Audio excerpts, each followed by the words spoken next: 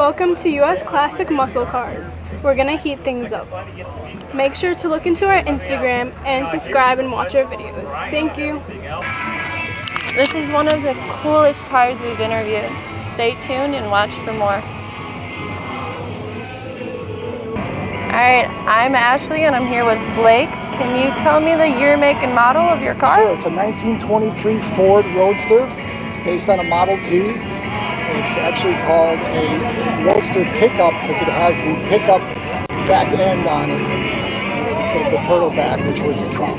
Yeah. The car has a 350 small block Chevy in it, a dyno at just under 300 horsepower, and the car weighs 1,875 pounds with me in it, so it goes pretty fast.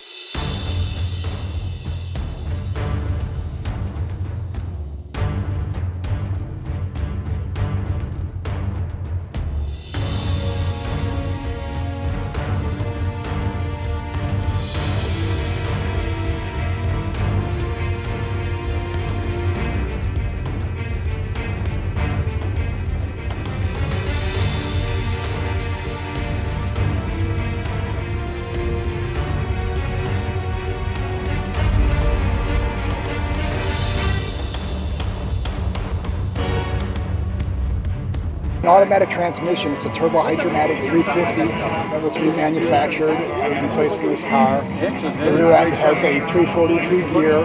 It's a positive traction rear end from a Chevy S10 pickup, 4x4 model from 1988. So the car is actually positive traction on the rear end.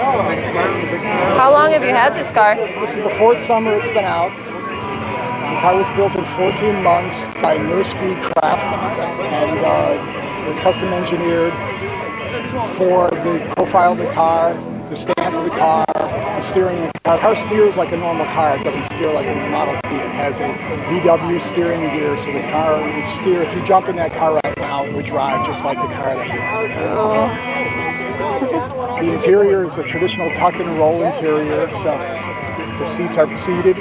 The seats are actually motorboat seats that were custom fabricated to fit in the car because they're smaller seats than a normal car seat. So I was looking for seats that fit in the car, and the motorboat seats fit in the car. So you customized this? Oh yes, it's been completely customized. The body itself is actually a reproduction Ford Model T fiberglass body that's used by the people who restore Model Ts or build T buckets.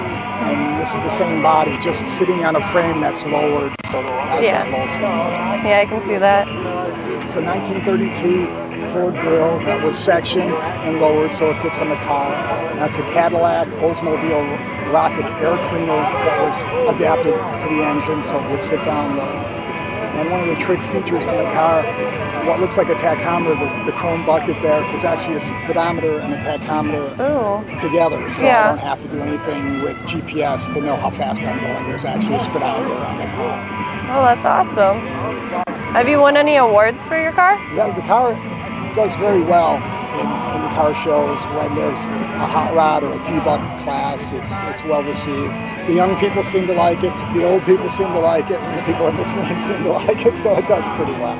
I like it. Yeah. People often ask, is it street legal? It has plates and it's registered, and usually I don't carry it anywhere, so I drive it on the street, except if it's raining. There's lights, there's license plates, there's brake lights, there's turn signals.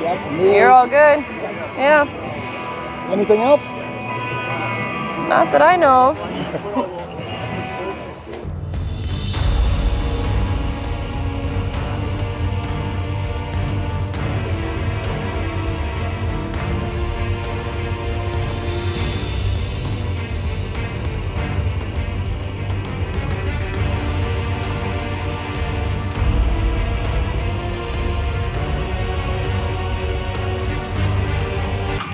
Vroom, vroom.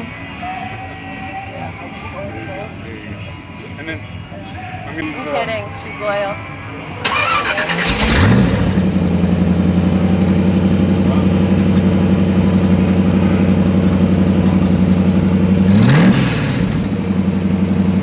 We got it, thank you.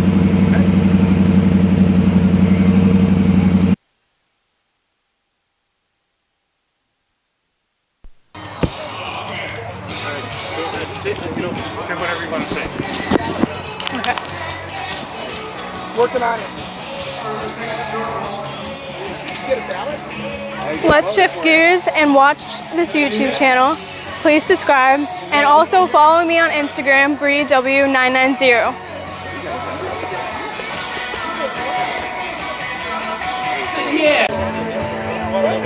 Let's shift gears and get ready to see the videos on US classic muscle cars. Remember to subscribe and follow. Can't train to drive. Thanks for watching and don't forget to subscribe.